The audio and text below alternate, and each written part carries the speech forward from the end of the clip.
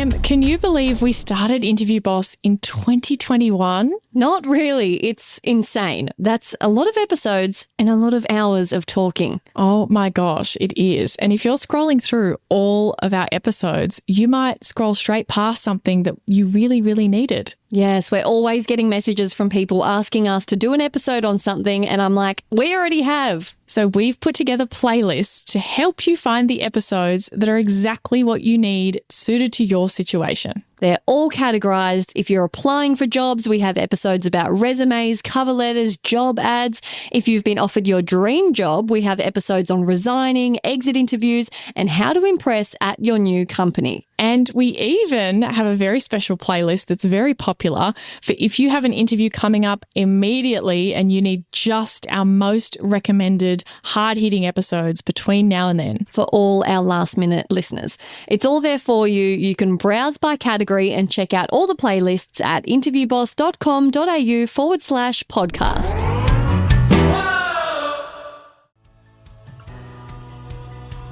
What value have I got to share with the world?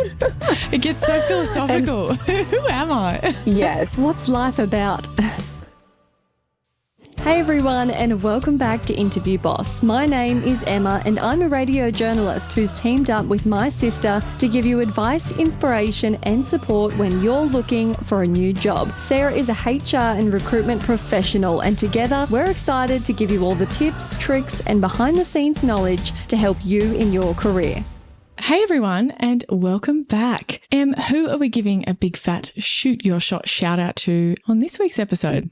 To the lovely Lara, who bought us 5 coffees, which is so kind. She said, Emma and Sarah, I've been waiting patiently 8 months to finally tell you I've officially graduated from Interview Boss School and accepted my first full-time role. I was seriously more excited to tell you two than I was my own mum when I got the offer. After a few years of contract jobs and freelancing, I was starting my first real job search in April with no idea where to begin. Your podcast guided me through every step of the way, starting all the way at crafting my resume and cover letter to my first interviews, thank you emails, follow-up emails, best bits, and even support when twice I didn't get the job after making it to the final round. You're changing lives across the globe. For me, all the way over in New York City, you've helped take an overwhelming, daunting, and emotionally exhausting process into something manageable. Last month, I even had a friend who was up for a promotion, and I sent him episodes and helped him craft his best bits, teaching him what you taught me, and no surprises, he got it. What you've created is a priceless resource, and the two of you have become a pivotal part of my career story. I'll miss hearing your Aussie accents. The way you say resume scratches my brain. Or maybe she means how you say it, which is resume. That probably scratches her brain more. Maybe I'll be both. back again in April when I'll be up for a raise. Until then, thank you, and I love you. Lara, I love you too. That's incredible. She has fully graduated. You were what did the Americans say? Like an A+ student. A+, you do not need to come back. Except for when you're up for a raise in April. Yeah. And I love that it's like we're this place that you come when you need us. I like to, when in Australia, we grew up playing netball, and it's kind of like, I guess if you've never heard of it, it's like a modified version of basketball, kind of, very different rules. But people over there have heard of netball. It's not that weird. No, I don't think so. It's really not played much around the world. What? Anyway. In netball, there's a bit of a catchphrase, I guess, that a wing attack will often say when they're outside the circle and offering some assistance to the goal shooter. And they'll say, here if you need, here if you need, here if you need, here if you need, just so they know where you are and they can quickly flick the ball to you. So I just like to think that we're like the wing attack of your job search. We're here if you need. Yeah, if you need us, turn back. We're right here. If you don't need us, go yourself. We know you can do it. If you want results like Lara, check out my one-on-one coaching sessions. You can find out all about them at interviewboss.com.au/coaching. If you have ideas for episodes or situations that you've been in and you want us to cover, let us know. We may not be able to help you right now if you've got a challenge, but you can pay it forward and we've got an episode then for someone in the future. Today, we're talking about building your personal brand with LinkedIn, and we have a very special guest with us, Abbey Naylor. Abbey is a LinkedIn personal brand coach with her business Bold Mood. She has a degree in communications, and her love for personal branding came from when her two careers collided, recruitment and marketing, a bit of a match made in heaven. She wanted to help professionals who she saw killing it in person, but struggling to articulate their personal brand message and offerings online. Her mission is to help you build a powerful personal brand on LinkedIn to increase your influence, impact, and income. Abbey, thank you so much for joining us today. We know how important personal brand can be, especially in the job search, and a big way that a lot of people obviously build their personal brand is online through LinkedIn. Now, there's a lot of myths out there about LinkedIn, and I was wondering if you'd like to bust some of those for us. I think a lot of people, depending where they are in their journey, if they're just kind of new to LinkedIn or if they've been around for a while and kind of just use it as a recruiter tool, there is a myth around it that it's just to find a job. It's a headhunting kind of tool. Basically a job board. Exactly. You go on the job search and you find a job kind of thing. So that is a myth out there that I do want to debunk. It is an incredible marketing tool and creator tool for people to really level up their personal brands on there, share thought leadership content, and really, just level up their careers. If they're searching for a promotion or they're looking for a new job, it's a great way to just showcase your expertise, your achievements, your professional and personal journey, and just really relate to people. And you never know who's looking at your content as well. So I love that it's not just for the moment that you're desperate for a job and you're jumping on there like, right, who can I reach out to or what can I see? I like thinking of it almost as like an online portfolio. Then you can look back and remember the great things you've done and then maybe use them in your interviews as your examples or best bits. Like it's like a little highlight reel of all the cool things you've done. Yeah, that's exactly how I like to share with my clients as well, because I think people do get quite overwhelmed when they think about LinkedIn because they're like, oh, it's just for CEO level men. It's for, you know what I mean? I need to sound overly professional and just kind of like have that. There's just a stigma around it, I think. And so that's what I really like to work on with my clients, just to really help them find their story, their point of difference in their career and industry, and just really stand out. And to do it their way as well. Like it doesn't have to be done in the way that you see other people posting. You don't have to copy them or be a certain type of person. You can work out what's your kind of content that you're going to be interested in. We've got a couple of episodes that we've done before on various different things, like having career security instead of job security, thinking about how employable you are. And we've also talked about what to do if you're made redundant. And one of those things of like posting to your network and saying, hey, keep an eye out. Let me know if there's any vacancies that pop up. Now, if you don't do anything on LinkedIn and you ignore your presence completely, and then suddenly you get to that point where you need it, you haven't invested in growing your network, in curating, your image and what people might think of you. So you're going to feel like, oh, I'm really behind when you suddenly want to get something out of it. So I think it's like kind of like a bit of a career insurance policy a little bit as well, of like having all these connections and having this opportunity to reach out to people, to talk about stuff. You're not feeling like, oh, but I'd have to update my profile first. Like keep it updated. Exactly. Yeah. And it's not just like you optimize your profile and then kind of leave it. It's a continuous thing. And I think people need to realize, like, outside of your job, your personal brand stays with you. So that's your reputation. That is, not even just offline, but as well online. So if you are quite new to LinkedIn and you're looking to kind of build your network in your industry and kind of stand out to decision makers in your industry, if you're looking for a job,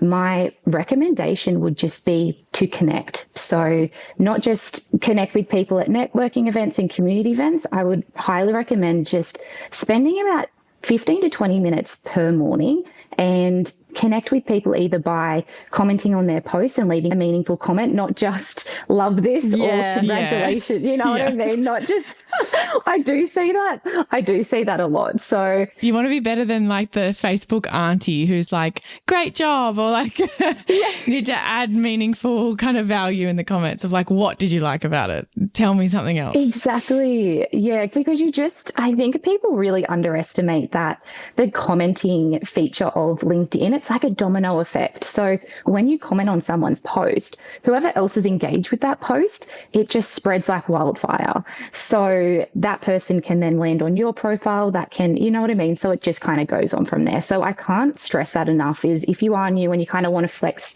your muscles a little bit in that building your confidence, don't just like jump in the deep end with content and doing it, I need to post 5 days a week. Build your audience, just get the lay of the land a little bit. Be a stalker for a while. Observe, comment, react. Observe. I love that. And even when you are sending connection requests, just add a personalized touch to it as well. It's those little things as well.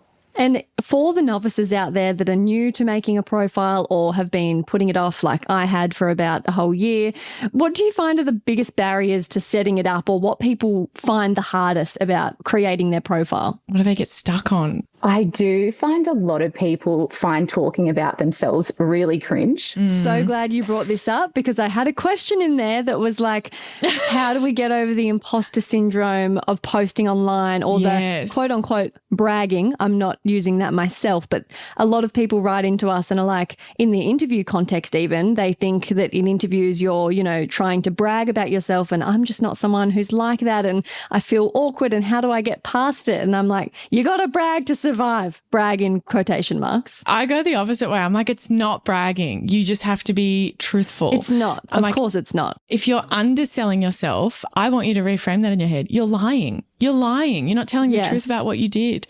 That's what I want people to think about. You don't have to go over the top. But I'm using their language. That's how it's perceived to them. Yeah. There is a massive misconception that personal branding is all about bragging. Look at me, look at me, look at me.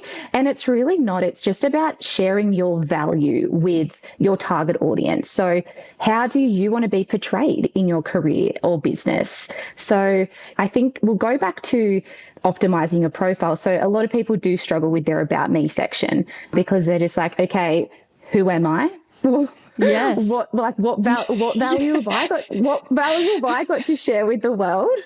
It gets so philosophical. Who am I? Yes. What's life about? No, and you know, when you sit in like it's a icebreaker and they're like, so tell me something fun about yourself, and you instantly just freeze. You're like, I've not ever done anything. I don't know anyone. I have no talents. Yeah. That's exactly how it feels. I know. And then I tend to find when people do go to write their about me section, they start talking robotic and overly formal, just like because that's how they were taught at university, or that's how they were taught at their corporate gig, to kind of sound so professional and, you know what I mean, not have that personal touch. We talk about this all the time. I love it. We do. And I think to deal with imposter syndrome, honestly, everyone suffers from it, including me. And I've been on LinkedIn building my personal brand on there for over 3 years now. And I still get it. Because what you are doing is you are showing up daily and you are sharing your value to the world. You're forming your own opinions on topics that are important to you. And that can be quite daunting. So I think my advice would just be, just make a start and keep showing up each day. Like, it will get better. It will get less cringy. I promise you, it will feel less cringy. Yeah. I saw something a while ago that was like, everyone who's ever done something amazing had to go through the cringe period. And every new thing you start feels cringe, including this podcast. It took me about 2 years to stop feeling cringe about this. And then you get to a point where you're reaping the benefits. So yeah, with the profile and stuff, what do you say about in your, about me section and stuff? Are you an advocate for trying to, you know, come up with something a bit fun and colourful, or any little tips and tricks there? I think it's just taking it back to basics. So I think as well, just kind of like open a Word doc, put pen to paper, and just figure out who you are. Who's your target audience? Who do you want to kind of target in your content? Like, who do you want to educate? And I think as well, just finding out what your value proposition is. So what do you do in your career that someone might share that same skill or experience, but no one has your story? So what I mean by that is just kind of finding that balance between the right version of like talking about who you are and what your career story is and what value you can add to your audience. So I think my recommendation is just get the creative juices flowing, open a Word doc, just start writing out your story. So start from day dot, what was your first job? And just start making those, just creating that storyline and finding the pivotal moments. Because I think as well, when you add that personal element, you can relate to people and you just never know who you're really inspiring. I've seen anecdotes work really well in that place, in your kind of, about me section. I think for our listeners who've already come up with their tell me about yourself, that is a great place to start. That is something that you can almost feed your content straight into that about me section. I would say though, you probably want to keep it a little bit less formal, I would say, and throw in a little bit more of like an anecdote or a story. Imagine like you're talking directly to a person as opposed to in interview mode where you are kind of being a little bit more structured. But if you've already got that prepped for an interview, great. Like have a look at that, start there, and then start fiddling around with what you like. ChatGPT, I'm sure, is a great place. That's the first place I'd go these days if I don't like a blank page. So you cannot put your ChatGPT profile directly in there, but it'll help you not just start from zero and like say, okay, what should I put in my profile? Or I think when I very first wrote mine, I found a colleague or someone who was in my organization or someone that I knew who I liked the look of their profile, had a bit of a look at theirs and just got some inspo on like, okay, what tense are we talking? Are we saying I? Are we saying Sarah? Like that's, I just wanted to figure out those little things. And I think, like Emma said, be in stalker mode for a little while. If you collected a few ideas and dumped them into that Word doc, you could then, start from there and you're not so intimidated with what you write. Exactly. And it's all about just investing time into the platform. When you're new to things, even when you're new to a job, it's going to feel awkward and it's going to feel, you know what I mean? No one likes being the new kid. Yeah. So, but like it's all about investing that time in it because trust me, it is a long game strategy, your personal brand. You don't just kind of optimize your profile and go, okay, ta-da, here it is. You have to show up daily, connect with your audience, really build that community, and you'll reap the benefits when it comes to wanting that job promotion or landing a different job. Hey, Interview Boss listeners, if the podcast just isn't doing it for you and you need way more help to prep for your next interview, we have the perfect thing for you. Interview Academy. Em, tell us all about it. This is huge. This is the love child of Sarah after doing hundreds of one-on-one coaching sessions, finding out what people struggle with the most, common mistakes. Sarah has created the ultimate course that you can do in your own time, self-paced, heaps of modules, videos, interactive quizzes, a workbook that will become your Bible by the end that you can take with you into your interview, because if you're a long-time listener, you know that we endorse taking notes into your interview. It's a game changer. Check out more about it at interviewboss.com.au/interview academy. I have an idea for a hack, actually. This might be a cool one for like a new year, new me. I want to get better on LinkedIn. Like download the app. I wonder how many people like just never download the app and they always use it on desktop. I think it's probably more so than other social media where... Ew, I'm always the app. Yeah. Who's getting on the desktop? I don't know. That's prehistoric. I reckon when you're like updating your profile, I reckon when people are doing their profile, they're going on their computer. I would say download the app, but not just that. Because I'd say lots of people have it. On your homepage of your phone, maybe swap it out with your Facebook app or something, or like somewhere where you're trying to cut down time, make it harder to get to that app and put the LinkedIn one right there. Because our automated fingers will just click it without us knowing. Yeah, because if you feel like a little scroll, you can scroll through your LinkedIn instead. It's like a little bit more productive than scrolling on Instagram. Exactly. And by the time, like, you don't even realize you are scrolling Instagram until you kind of get it's Sunday night and you get the depression I have every week when it's like, you spent 9 hours on screen time today. And I'm like, wow. This is up 12% from last week. And I was like, oh my goodness. Yes. Thanks for that stat, Apple. Those stats for me, that's none of my business. It's none of my business how much I've spent. Turn it off. I don't want to know. Turn it off. Yeah.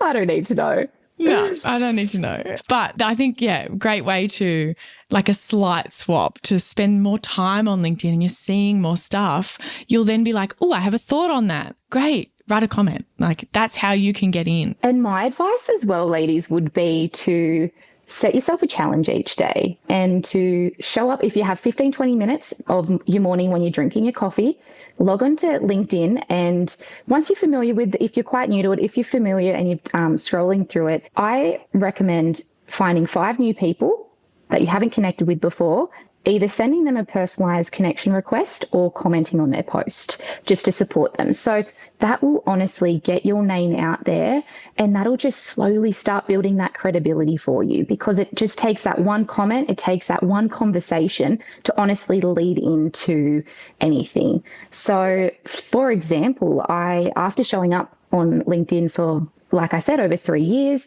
last year, I was invited on a business retreat in Bali with amazing. Yeah, with business owners in there. It was awesome. And I almost said no. I was like, oh God, no, I don't really know these people kind of thing. I only know them through LinkedIn. We'd supported each other's content for so long. Internet friends. We were internet friends and we hadn't met in real life. And then the next thing, I'm on a flight to Bali. And honestly, I landed a client out of it, and I honestly have friends I've set for life. You know what I mean? So it just starts with that one conversation. You just honestly don't know where it's going to lead. And I think internal is a really great thing to talk about as well. Like, I have found that particularly when you're new in a job, I think it works really well. When you post stuff and you just share what you're doing, a photo of like, hey, this is my desk on my first day, I'm excited or whatever, I would get comments and like interactions from my boss's boss's boss's boss or something, like from a whole different country who I'd never met, who like commented or liked or something. And it's like, wow, that person maybe doesn't know who I am, but maybe like sometimes the next time you post, then they comment, right? Like they know who you are. Imagine how hard that would be if you had to like email them or something. You would never. So you can get recognition even if you're not looking for another company or whatever. You can network internally to get people to know you too. You travel to them via osmosis. And you honestly never know, like you could start showing up, like you could start building your personal brand. And if, like I said, it's a long game strategy, like you might connect with someone 3 years ago and then in 6 months' time, they might reach out to you for something because they've been following your journey and they've been following, and one post might just really resonate with them. So you honestly just never know who's watching. And especially if you are looking for that promotion and want to be a thought leader in your industry, or you are searching for that job, it's the first place recruiters look for. Or like documenting a bit of a career change journey. Like there was someone I did a coaching session with, and she was kind of looking to transition from law into HR. And I think she was one of the people that kind of reached out to go, hey, I'd love a coffee chat. And people don't do that enough. People definitely need to do that more. So we had like a virtual. I did one the other day and it was so nice. Did you? Oh, yeah. Amazing. Mm-hmm. They reached out on LinkedIn. Oh, how nice is that? They reached out to me on LinkedIn and wanted like career advice about, they have the same job as me, but whether they should take this new opportunity. I didn't give them an answer. I just listened and talked about my experience and stuff, but it was so nice. Or you can refer them to someone else or whatever. Yeah. Exactly. I even had someone reach out to me that he was in the army and he wants to make a transition into a project management, a corporate role kind of thing. So the clients that I work with is honestly, there's such a variety. There's people that are in a safety position in the mines and they want to look for a promotion. There's other people that are even just in daycare, like a early daycare center, and they're working on their masters and they want to go into more of that like global leadership position and things like that. And they're just like, I just don't have that confidence online to really share that thought leadership. And yeah, it's just, yeah. So I think if you're going to exec level roles, like, game changer. Like you need to be on LinkedIn if you're trying to do that. Yeah, really make a difference. And there's 1 billion people on LinkedIn, which is crazy to think. And it's just like, there's so much untapped potential on there, especially in that creator side of things. So when people are kind of quite confident showing up at each day with their content, that content marketing piece, yeah, it's just, there's so much credibility in that now, where the recognition, I should say, where they're being noticed. And you know how on Instagram and TikTok you can get that blue badge? Verified or? Yeah, verified. Now it's called the top badge. There's either a top badge voice, a creator voice, or a community badge. So I don't know if you scroll LinkedIn as much as I do. I probably do. It's on my homepage. Yeah. I made that change years ago and I'm like, instead of Facebook, let's go to LinkedIn. Exactly. You will notice that. Have you been notified to share your contribution to an article. Oh, yes, I've been seeing that heaps. Yeah. Yep. Yeah. So that's kind of to give because like obviously you see the big dog creators on LinkedIn, how they have like get hundreds and thousands of kind of likes and engagement. But this provides the people that are just in that startup phase that credibility piece to kind of really elevate their brands and kind of share more of their thought leadership content. So there's just so much untapped potential on there and features on LinkedIn that just people are unaware of. And that's what I take this. I'm so passionate about it because I love helping people in their careers and showing up confidently by, just debunking LinkedIn and helping people market themselves. Showing them how they can do it. I was thinking of that person changing from like defense into corporate. I just thought about how well text posts go on LinkedIn. Imagine like sharing a photo of him in uniform and telling a story about this was this one thing and here's how I had to manage this project and here's how it turned out. That would go completely viral, like almost instantly. I just knowing the way that LinkedIn works and what kind of content it likes, that would absolutely go nuts, I think. And that's the cool thing, I think, about the types of content too. Like it tends to be photos and text. You don't need to do videos. It's not very hard to start creating or start contributing or start showing up. You don't need to get in front of a camera or anything like that. It's all because it's so professional and some people might think it's boring. It's lower barrier to entry, I guess, is what you might say. Yeah. And I think as well, just have fun with your content. Like I have fallen victim to the algorithm over the years because when you're starting out, you're like, oh, what are all the other big dog creators doing? I want to be up there. You know what I mean? And you do that and it's like, no, because this is my personal brand. I want to be authentic. Like I want to show, obviously, the algorithm is always going to be there, but it chops and changes. So if you're going to try and keep up with it, but what I recommend is just have fun with your content and experiment. Some people might be confident, they might be a bit more analytical and might like digesting an article and putting it in their own words, or they might like showing up on video a lot more, or they might like sharing carousels because they're a bit more in that graphic design space and a bit more creative. So do what feels right. Yeah, exactly. What really suits you and what's really going to align to you and your personal brand. So Army Guy, if you're out there, post a photo in your car keys, you'll blow up. And we'll all get around you. I'm going to keep an eye out for it. It would. I just can feel it. It's gonna go nuts. We're working on it. If Army Guy is out there and wants to work on his headline or personal slogan, what are the sort of key ingredients that help make a good one of those? Look, I think your headline does follow you everywhere. So it's not just when people land on your profile, but when you engage on the feed as well. So if you like something or if you comment on something, your headline will be there. So this is prime real estate really to not just, a lot of people just put their job title in there, and you've just got to think, like I said, there's 1 billion people on LinkedIn and there's probably thousands, if not millions of people with the same job title as you. Can we do a live reaction to mine and give me some feedback and be brutal and see if we can spruce it? Have you done yours recently, Em? No, a while ago, but mine is boring. It's radio journalist and breakfast news presenter, podcast host and freelance writer. Give me your thoughts. Don't hold back. It's a big old list. Look, it's great because at the end of the day, she's being nice, Emma. It sucks. No, okay. So the positives about your headline at the moment, Emma, it has plenty of keywords in there that you will show up in the search. So that's really important that a lot of people do forget. So you want to make sure that you are easily searchable on LinkedIn as well. So did you say journalist, podcast host?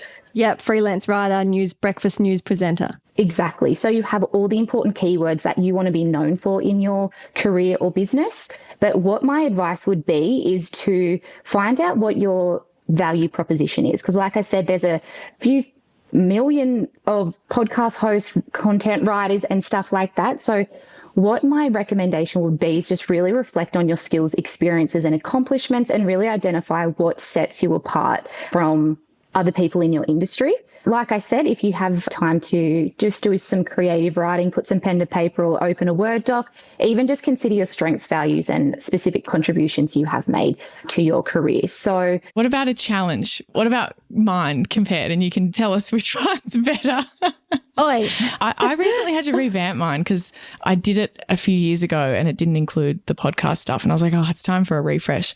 But honestly, I think if you do one thing on LinkedIn, changing that headline years ago, suddenly I had all these requests. I had people reaching out. It was like insane how unique that made me in the feed. It's prime real estate. Yeah. Every comment that you make, it's right there. Mine at the moment is solver of people problems, because I'm HR, and podcaster that can get you hired. It's kind of short. No, it doesn't, but it doesn't have to be long-winded. Like you said, like yours is probably, compared to Emma's, it's more personalized and it's kind of like showing a little bit more authenticity into your tone of voice and what your personality might be. What I can do for you. Yeah, where yours is quite like educational, kind of sharing what you do. And I get torn between like being an absolute silly goose, like writing like microphone lover, like professional yarner or something, or like something stupid, or being really like esteemed journalist that was nominated as a finalist at the ACRAs who like there's no in between for me. I'm either like, I'm going to go hard or be a silly goose. Like, which is it? I don't know. Emma is both of those things that I kind of think you need to focus on somehow making, like you should try and capture I'm both.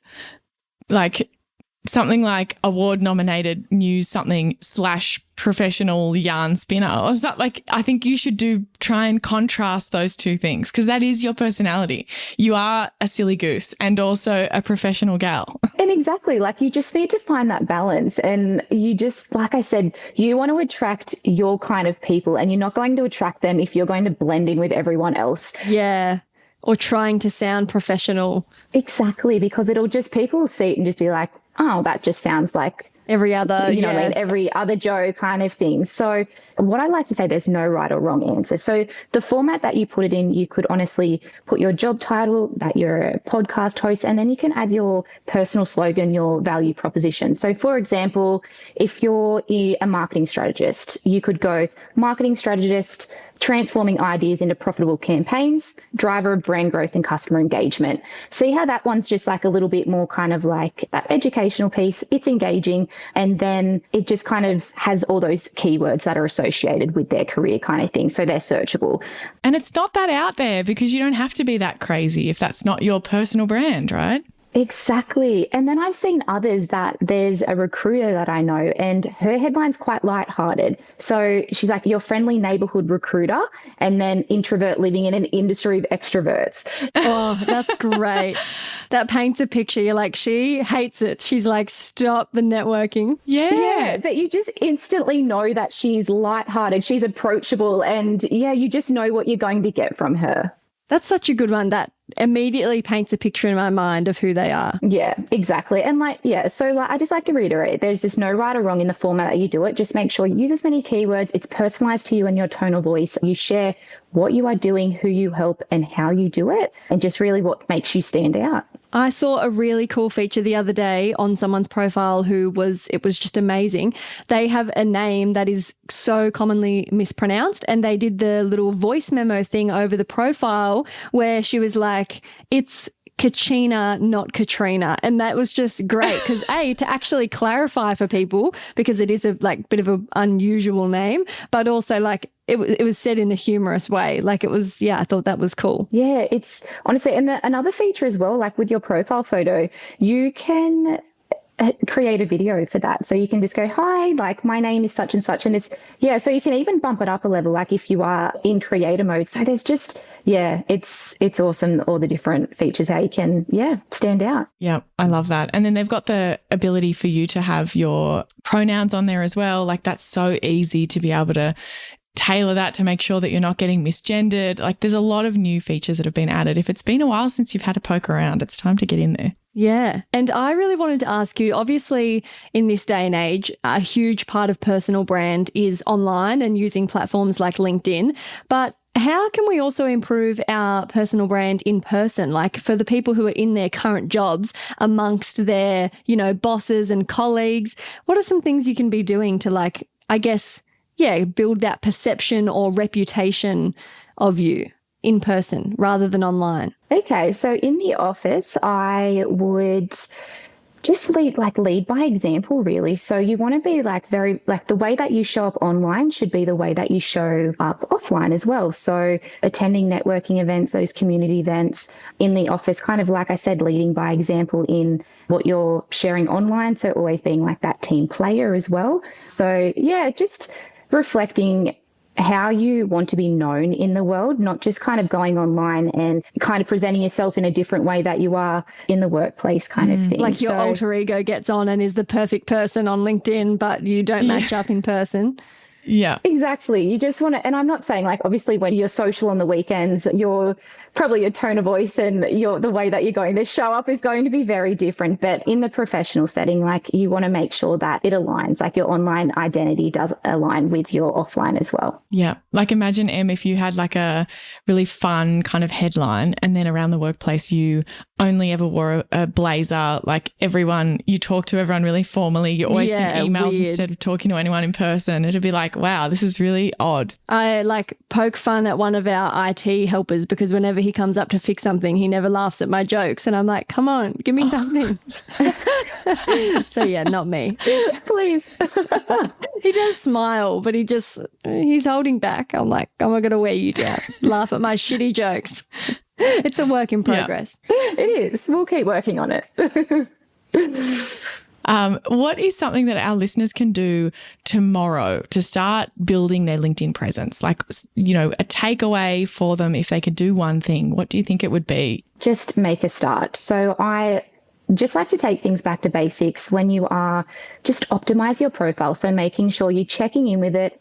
It's not outdated, so that uni photo that you took 10 years ago is not still there. You know what I mean? Just doing a bit of a health check on your profile, really. So you want to make sure that your headshot aligns to who you are. At the moment, my hair's a little bit longer in mine, so I really need to, not that I look like I'm catfishing, but you know what I mean? I just yeah. I think it's important to kind of just give it a spruce and make sure I feel like I'm not the same person I was 2 years ago. So it's kind of just doing those health checks. So making sure your headshot aligns to who you are, your headline as well represents who you are, who you help, how you do it, and your value proposition. Making sure your banner, that is also prime real estate. It's the first thing people do look at. So just making sure that it just has at least your name on it, your contact details, or where people can really find you, or just even adding your value prop to that so people can see that, as well as just making sure your About Me section experience is filled out. And ask for recommendations. So if you are in your career right now or you're studying, ask your colleagues, your boss or your uni lecturer, ask them to recommend you and to endorse you for skills. So this is a really underutilized feature on the platform that can really help build your credibility in your industry and space. So when you are looking for a new job, when recruiters do pop onto or the employee does pop onto your profile, they're like, okay, awesome. So she's not lying on her resume. Somebody can verify. Exactly. And a lot of people don't understand, they don't realize that you can add media to your profile. So even in your experience section, say if you did this massive campaign, you're in media, you did a massive campaign, add that to your experience. Just for those people that are visual learners, and that really does kind of elevate that credibility piece because you are walking the talk, but it kind of just complements as well. So my biggest recommendation is, just giving your profile a health check and, just make a start. We're spring cleaning a little bit. Love it. It's a great way to start the year. Exactly. And I think as well, I did touch on this earlier in the episode, and I also made a post on this today, is the power of connection and building a community. So if you are new, or even if you have been around on LinkedIn for a while, but you kind of just want to use it for more of the marketing side than the headhunting recruiter side, start building your audience on there. So start by commenting, start by engaging, sending those personalized requests, because that will compound compound over time. I love it. Awesome. Now, if someone is listening and they love everything they've heard and they need some help, they want to hear more from you, they want to check out some of your content or stalk your profile and copy it or something, where can they go to find you? What's the best place for them to get in touch? So I am predominantly on LinkedIn as Abbey Naylor. I am _boldmood on Instagram and boldmood on TikTok. I am building my confidence with Instagram and TikTok at the moment because I'm a bit of a keyboard warrior on LinkedIn. That's where I'm most confident. So yeah, my goal this year is to really show up on my other platforms because I think it's important. But that is where you can find me. I love it. I spend lots of time on TikTok. I'm sure I'll see you there. Oh, can you give me some tips? As in watching videos. Oh, I think Emma's a lurker. Yeah, I'm a lurker. Oh, yeah. 3 hours a day on there. Honestly, it's so addictive. You can just get stuck in a hole, can't It's you? a vacuum. Oh, totally. But anyway. But I'm terrified of the people on TikTok. They're terrifying. I know, the comments, never read the comment section. Yeah, none of our business. Well, thank you so much. Our listeners will find that so valuable, and I can't wait to see everyone's spruced profiles. Let us know how it goes. Thank you so much for having me, ladies. I've loved this chat. So thank you. Yay! Thank you so much. Thanks so much for listening to Interview Boss. If you like hearing the sound of our voices, hit that follow button in Apple or Spotify, or better yet, tell someone else about the show. That's how we can hit the charts so we can have even more awesome guests and help even more people. For more advice, inspiration, and a supportive community, check us out on Instagram at Interview Boss.